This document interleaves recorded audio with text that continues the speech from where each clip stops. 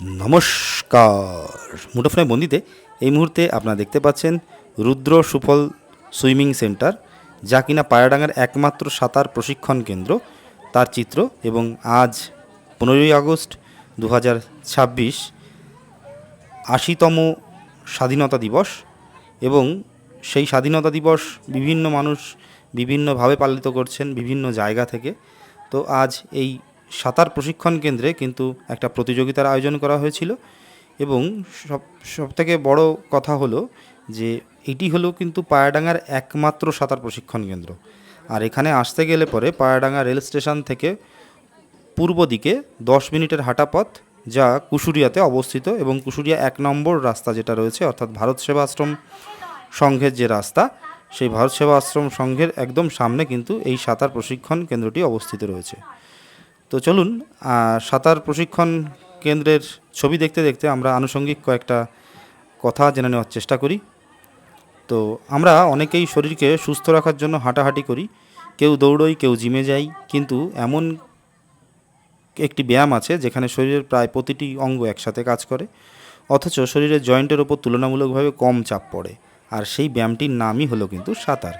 আপনি কি জানেন, নিয়মিত সাঁতার শুধু শরীরকে ফিট রাখে না, এটি আমাদের হৃদযন্ত্র, ফুসফুস, পেশি, মানসিক স্বাস্থ্য, প্রায় সব কিছুর ওপরেই ইতিবাচক প্রভাব ফেলতে পারে।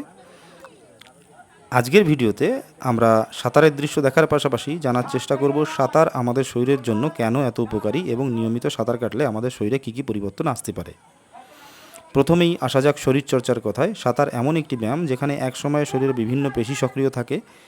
আমরা যখন জলে সাঁতার কাটছি তখন হাত দিয়ে জল ঠেলে সামনের দিকে এগিয়ে যাচ্ছি, পা দিয়ে শরীরকে এগিয়ে নিয়ে যাচ্ছি এবং একই সাথে শরীরের ভারসাম্য বজায় রাখছি। ফলে কাঁধ, বাহু, বুক, পিঠ, পেট, কোমর এবং পায়ের বিভিন্ন পেশি একসঙ্গে কাজ করে।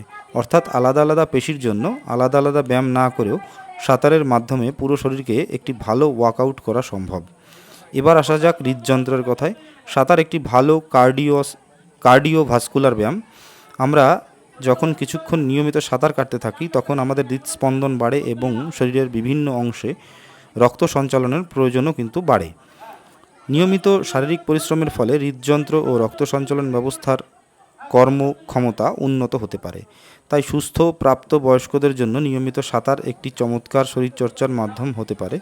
তবে যাদের আগে থেকেই কোনো হৃদরোগ বা গুরুতর শারীরিক সমস্যা রয়েছে, তাদের ক্ষেত্রে ব্যায়াম শুরু করার আগে অবশ্যই চিকিৎসকের পরামর্শ নেওয়া ভালো। সাঁতার এবং ফুসফুস। সাঁতারের আরও একটি দিক হলো শ্বাস প্রশ্বাস নিয়ন্ত্রণ। সাঁতার কাটার সময় আমরা ইচ্ছামতো সবসময় শ্বাস নিতে পারি না।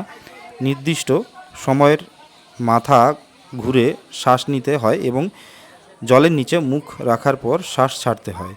এর ফলে শ্বাস প্রশ্বাসের একটি নির্দিষ্ট ছন্দ তৈরি হয়। নিয়মিত সাঁতার ফুসফুসের কার্যক্ষমতা এবং শ্বাস প্রশ্বাস নিয়ন্ত্রণের দক্ষতা বাড়াতে সাহায্য করে। আর এখানেই সাঁতারের অন্যান্য অনেক ব্যায়ামের থেকে কিছুটা আলাদা মনে হয়।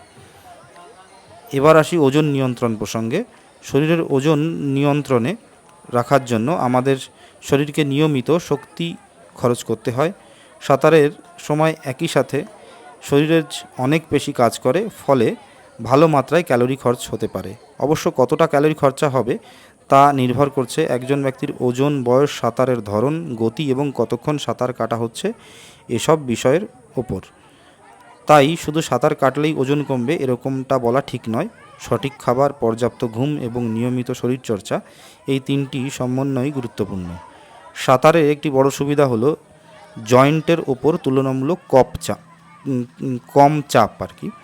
দৌড়ানো বা কিছু ধরনের ব্যায়ামের সময় আমাদের শরীরের ওজন সরাসরি পা ও হাঁটুর ওপরে পড়ে, কিন্তু জলে শরীর অনেকটা ভেসে থাকে। ফলে জলের ভাসমানতার কারণে শরীরের ওজনের একটি বড় অংশই জল কিন্তু ধরে রাখে। এই কারণে অনেকের কাছে সাঁতার একটি এমন ব্যায়াম হিসাবে আরামদায়ক মনে হতে পারে যেখানে জয়েন্টের ওপর তুলনামূলক কম চাপ পড়ে। তবে নির্দিষ্ট জয়েন্টের সমস্যা বা আঘাত থাকলে কোন ধরনের সাঁতার তার জন্য উপযুক্ত সেটা কিন্তু বিশেষজ্ঞের পরামর্শ অনুযায়ী ঠিক করে নেওয়া উচিত। তো যাই হোক, আপনারা এতক্ষণ ধরে এই সাঁতারের যে দৃশ্য তা দেখছিলেন। এবং আশেপাশে মানুষদের উদ্বেগটাও দেখছিলেন। মুঠোফোনে বন্দিতে আমি শেষ করতে চলেছি আজকের প্রতিবেদন। আপনারা কে কে সাঁতার জানেন অবশ্যই কিন্তু কমেন্ট বক্সে জানাতে ভুলবেন না। ধন্যবাদ, সকলে ভালো থাকবেন।